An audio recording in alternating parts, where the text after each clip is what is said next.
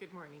I'm Denise Dryden here doing my weekly video trying to explain some of the energies that are going on, what we can do within ourselves, within our family systems, within the environment that we are in.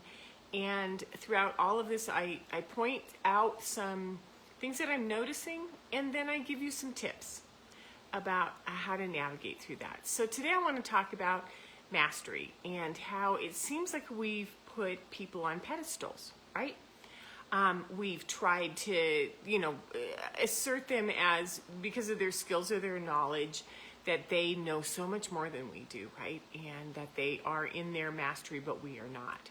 So whether it's religious leaders, whether it's scientists, whether it's, the artists, the musicians, the people that we follow, or those billionaires that we think have it all together, we put them on a level of mastery.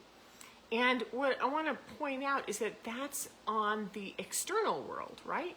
That's on the outer world, and we follow them and we worship them, and it's out there, and we sort of do this idea of maybe if I could just cross that barrier, if I could get a little closer, then I might feel like I have more of my own mastery, or I don't even think we're used to using the word mastery when we talk about ourselves. So what I want to do today is pull it in and put it, what if it's in here? What if the ways that we achieve our goals, build our skills, work with each other is our greatest masteries, right? So let's start with defining mastery, because it gives us a common ground of something we can talk about. So mastery is to pass a consummate skill. And consummate is sort of like, how do you fulfill something? How do you perfect something? How do you bring it into fruition, right? Mastery is to bring a skill into fulfillment. It's to bring it to its peak. It is, and this is my favorite one, it is to be in full command of a subject of study or a skill. In full command. Doesn't mean that you're better than everybody else. It means that you have a full command of the topic that you're talking with, right? So this can also, and I looked again, through the definitions, and I don't really want to focus on those, but I want to at least bring it up, that it can also be powering over. It's, what we know of mastery in the leader of the house, the head of the church, the master, right? The authority over, the upper hand, the superiority, or the dominion. I want to sort of like take that and isolate that as a 3D hierarchy, that within this world that we live in, there are hierarchies, and I'll talk about this a little bit later. But for right now, what I want to focus on is the beauty of the definition full command of. So when we have full command of something, we're observant, we're attentive, we're curious, we're experimental, like what if I try this? We're playing with things, right? We're trying out new things. We're blending things that don't often go together. We bring things into balance. We are building our own skills and wisdoms and knowledge, and we're building tools at the same time, and we trust ourselves. So when we have full command of something, whether it's parenting, whether it is driving, right?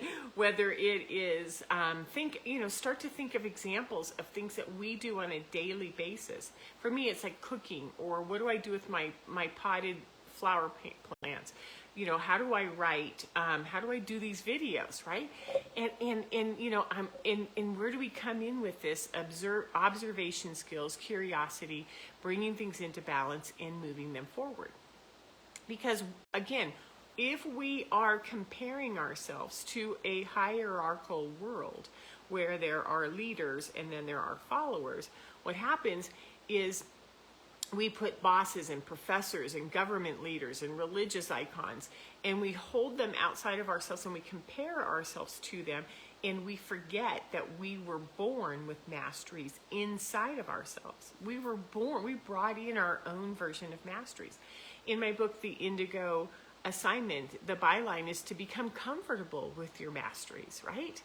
So, it's time to remove this kind of thinking and belief systems that we now know that we hold our own masteries, and what they are, what are they? It's what comes to you naturally.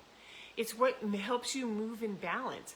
And whether it's with people or children, or with working with plants, or cooking or food or working with numbers or technology or music.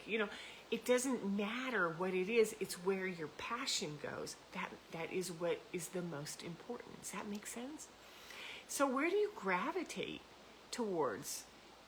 What topics do you go towards? What activities do you go towards that give you peace and joy, and they bring curiosity and playfulness? What do you know about a subject that is so much bigger, better than anybody else's knowledge, or at least that's. I'm gonna look for another note here. We're not looking for better than. What we are looking for is fulfilling on the inside, right? So mastery is connected to passion. It's energy. It's fulfillment. It's exuding this energy. So when we bring something up and we hold it, so while I'm talking, what is it that you hold within you that you love to do? That you're pretty good at it, right? And it's easy and it flows.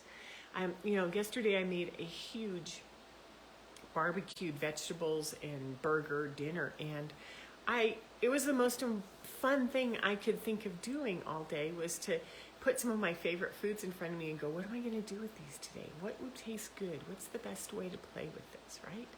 So what we know is that when we're bringing mastery in, we're balancing the elements within ourselves as well. And the elements I mean by earth, fire, water, and air.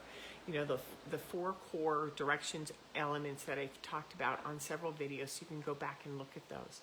So think about things like when we're in our mastery, we're instinctive. And instinctive is where we use action and momentum, which is fire. When we're in our mastery, we're emotional. Our feelings and our energy are aligning, and that is water. Our mastery, when we're in our mastery, we're intellectual. We're problem solving. We're using our mental brain, and we're playing with it, which is air. And when we're using our mastery, we're practical. We're making sense of the physical world. We're navigating, moving, shifting, building, and adapting things so that they work the way we want them to, right? So I wanted to add one more piece before I go to the tips, which is that we're in an astrological phase between July 2nd, yesterday, and July 30th, 2022, in case you're watching this at another time, where Mars as a planet and Uranus are conjunct. They're right side by side. And Mars is this powerful fire planet that's, and my voice is really challenged all of a sudden. It's sort of interesting. Mars is sort of get it done. It's an action. It also represents our right shoulder within the tree of life, within the Kabbalah, which is our willpower. And Uranus is this little, tiny, it's not little, it's the smallest planet on our 7-planet astrological chart, but it's quite large. And what it does is it throws these lightning bolts of enlightenment, of change, of destruction. It sort of like makes things happen really dramatically. And I think the two of them are sort of side by side. And the way I described it yesterday to a friend is that Mars is like, let's do it, let's do it, let's do it, bing, and they're sort of pounding us with this, shaking us loose. So I think what that is our willpower, our ability to stand up for ourselves, our ability to say, this is who I am and this is what I love to do, this is what I'm passionate about, is being identified. And it's about time it's all about time for you to advocate for your own masteries, your own passions. So in the month of July, play with what these masteries are within you. And it could be very, very beautifully simple, like how you put a meal together, how you design your day. This mastery is what you know how to do better than anybody else. So I have 5 tips for you today. The first is that trust what comes up for you during this video. Trust what your inner being, your soul, is responding to. And so the term I would use is follow this energy. Whatever this is, follow it. It's got your attention for a reason, right? Number 2, pay attention to your own inner dialogue when you're making comparisons. Like, yeah, but my cooking isn't as good as his. Or I am still a manager and I want to be a boss. Or, like my boss knows how to do this better than I do. So watch where you make comparisons to the outer, which shuts down your ability to believe in yourself. So take the outer out of it and start to sort of cultivate, tout yourself as, this is what I like to do and this is what I'm actually really good at. Number 3, believe that you are the unique vehicle of embodiment, which means that you catch ideas. Ideas are swirling all over the place all the time. You catch them, and you have these, they're ideas and their skills, and they're floating out there. And then you put them into your own perspective, your own belief system, your own experiences, and you blend them. And so what ends up coming out is that as it comes through your body, it is a unique expression of something that other people are doing out there. It is your own unique expression. Okay, number 4, run towards these masteries. Build them, share them, let them grow, because this is what we're being called towards, which is you're really good at some things. Do more of that, right? And then number 5 leads right into that, which is grow these masteries. Whether it's slowly or rapidly, let go of the things that distract you, that push away or keep you from playing with these things the way that you want to. And if they're blocks, get them out.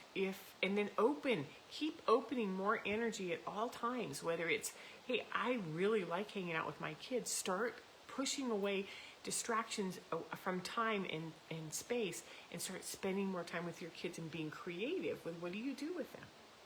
And it's the 4th of July weekend, so this is a really good time. You have a little bit, you have at least another day and a half off, right? So play with where you've been ignited during this video and see what wants to happen. If you'd like some help with that, this is the kind of stuff I've been coaching lately and diving into much more extensively in my coaching practice. You can get a hold of me at DeniseDryden.com. You have a wonderful long weekend and a wonderful July, and I'll see you next week. Take care. Bye-bye.